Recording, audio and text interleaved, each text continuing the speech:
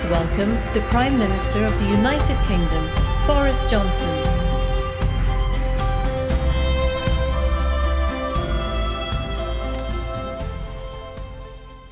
Good afternoon, everybody. Welcome to COP. Welcome to Glasgow and to Scotland, whose most globally famous fictional son is almost certainly a man called James Bond, who generally comes to the climax of his highly lucrative films strapped to a doomsday device, desperately trying to work out which coloured wire to pull to turn it off, while a red digital clock ticks down remorselessly to a detonation that will end human life as we know it. And we are in roughly the same position, my fellow global leaders, as James Bond today. Except that the tragedy is, this is not a movie. And the doomsday device is real. And the clock is ticking to the furious rhythm of hundreds of billions of pistons and turbines and furnaces and engines with which we are pumping carbon into the air faster and faster, record outputs, and quilting the earth in an invisible and suffocating blanket of CO2, raising the temperature of the planet with a speed and an abruptness that is entirely man-made. And we know what the scientists tell us, and we have learned not to ignore them. 2 degrees more, and we jeopardize the food supply for hundreds of millions of people as crops wither, locusts swarm. 3 degrees, and you can add more wildfires and cyclones, twice as many, 5 times as many droughts, and 36 times as many heat waves. 4 degrees, and we say goodbye to whole cities. Miami, Alexandria, Shanghai, all lost beneath the waves. And the longer we fail to act, the worse it gets, and the higher the price when we are eventually forced by catastrophe to act. Because humanity has long since run down the clock on climate change. It's 1 minute to midnight on that doomsday clock, and we need to act now. If we don't get serious about climate change today, it will be too late for our children to do so tomorrow. I was there with many of you in Copenhagen 11 years ago when we acknowledged we had a problem. I was there in Paris 6 years ago when we agreed to net zero and to try to restrain the rise in the temperature of the planet to 1.5 degrees. And all those promises will be nothing but blah, blah, blah, to coin a phrase. And the anger and the impatience of the world will be uncontainable unless we make this COP26 in Glasgow the moment when we get real about climate change. And we can. We can get real on coal, cars, cash, and trees.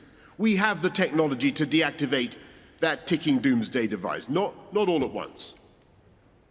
I'm afraid it's too late for that.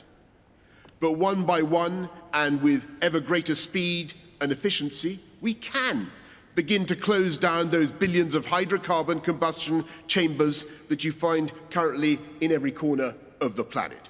We can phase out the use of cars with hydrocarbon internal combustion engines. By 2035, we can do that.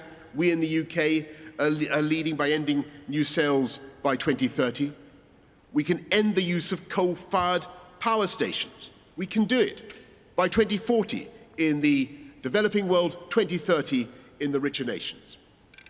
We can plant hundreds of millions of trees, 1 trillion. It's not technologically difficult. And halt and reverse deforestation by 2030. Not just because it's a spiritually uplifting and beautiful thing to do, but because that is the way to restore the balance of nature and to fix carbon in the air. And as we look at the green industrial revolution that's now needed around the world, we in the developed world must recognize the special responsibility we have to help everybody else to do it. Because it was here in Glasgow 250 years ago that James Watt came up with a machine that was powered by steam, that was produced by burning coal. And yes, my friends, we've brought you to the very place where the doomsday machine began to tick. And even though for 200 years the industrialized countries were in complete ignorance of the problem that they were creating, we now have a duty to find those funds.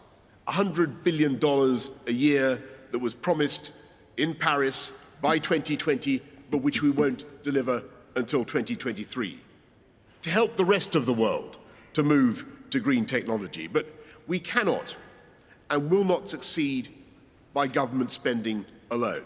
We in this room can deploy hundreds of billions, no question.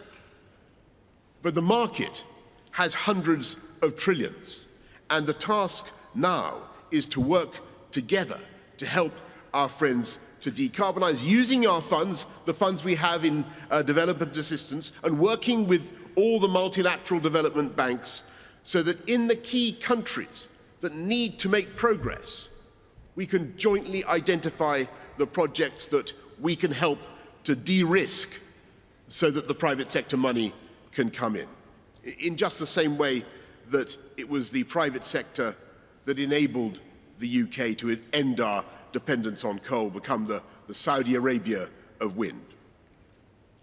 We have the technology. We can find the finance, and we must. And the question for us all today is whether we have the will. And my fellow leaders, as I look around this room, I don't want to put too fine a point on it, but we all talk about what we're going to do in 2050 or 2060. I don't think it will escape the notice of the crowds of young people outside, the billions who are watching around the world, half of the population of the world under 30, that the average age of this conclave of world leaders, I'm afraid to say, is over 60. I fully intend to be alive in 2060. I will be a mere 94 years old, even if I'm not still in Downing Street. But you never know. But the children who will judge us are children not yet born, and their children. And we are now coming center stage before a vast and uncountable audience of posterity, and we mustn't fluff our lines or miss our cue, because if we fail, they will not forgive us. They will know that Glasgow was the historic turning point when history failed to turn. They will judge us with bitterness and with a resentment that eclipses any of the climate activists of today. And they will be right. COP26 will not and cannot be the end of the story on climate change. Even if this conference ends with binding global commitments for game-changing, real-world action, 2 weeks from now, smokestacks will still belch in industrial heartlands. Cows will still belch in their pastures, even if some brilliant Kiwi scientists are teaching them how to be more polite. Cars, powered by petrol and diesel, will still choke congested roads in the world's great cities. No one conference could ever change that. If summits alone solved climate change, then we wouldn't have needed 25 previous COP summits to get where we are today. But while COP26 will not be the end of climate change, it can and it must mark the beginning of the end. In the years since Paris, the world has slowly and with great effort and pain built a lifeboat for humanity. And now is the time to give that lifeboat a mighty shove into the water, like some great liner rolling down the slipways of the Clyde. Take a sextant sighting on 1.5 degrees and set off on a journey to a cleaner, greener future. So let us therefore, in the next days, devote ourselves to this extraordinary task, so that we not only continue with a programme that is of green industrial revolution that is already creating millions of high-wage, high-skilled jobs in power and technology, taking our economies forward. Let us also do enough to save our planet and our way of life. And as we work, let us think about those billions of beady eyes that are watching us around the world, increasingly edgy and disenchanted. And let us think of the billions more of the unborn, whose anger will be all the greater if we fail. We cannot let them down. We have the ideas, we have the technology, we have the bankers, we have the corporations and the NGOs, we have the interpreters, we have the meeting rooms. If all else fails, we have the unbeatable hospitality and refreshment of Glasgow.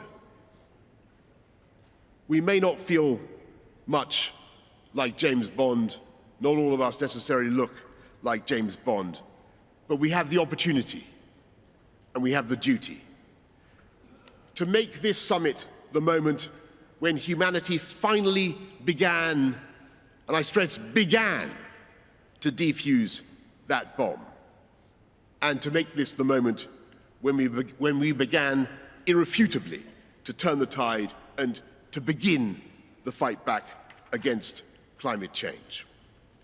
Yes, it's going to be hard, but yes, we can do it. And so let's get to work with all the creativity and imagination and goodwill that we possess. Thank you very much, and good luck to all of us. Thank you.